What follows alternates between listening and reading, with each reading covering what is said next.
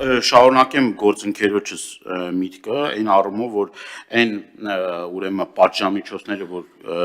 սահմանել եք, որ պետք է քաղաքացուն բանեք, այստեղ մնում էր մի հատ ավելացնենք, որ գնդակահարություն։ Այսինքն մարդը մտնում է տրանսպորտ,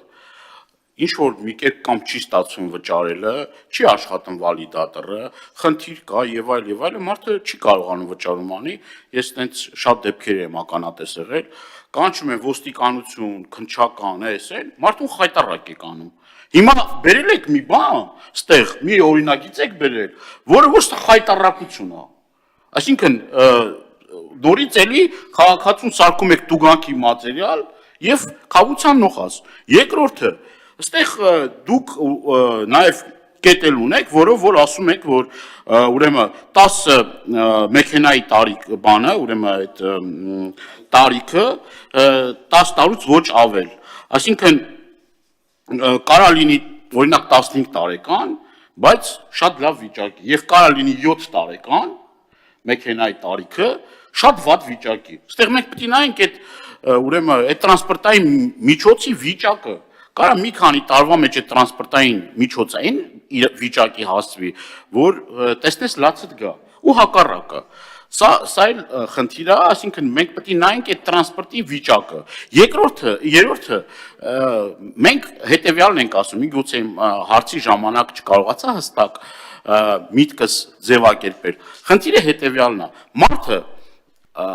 նախորդող ժամանակահատվածին հնարավորություն ուներ իր բողոքի ձայնը բարձրացնելու։ Հնարավորություն է ստորագրահավաքի միջոցով, այնուհետև նաև դա տանելով հանրաքվեի որոշակի առումով իր խնդիրները լուծելի դարձնելու։ Իսկ հիմա դուք այս օրենքը բերելով պատնեշ եք կառուցում եւ հնարավորություն չեք տալիս, կապ չունի վերանանք այսօրվա իշխանությանը։ Մարդուն այդ հնարավորություններից օգտվելու։ Երրորդը, հիմա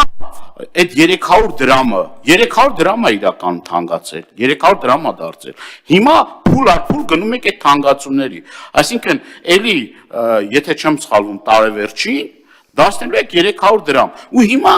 դուք ամեն ինչ անում եք, որ մարդիկ այդ 300 դրամ թանկացնելու պարագայում ընդվզում եւ բողոք չլինի։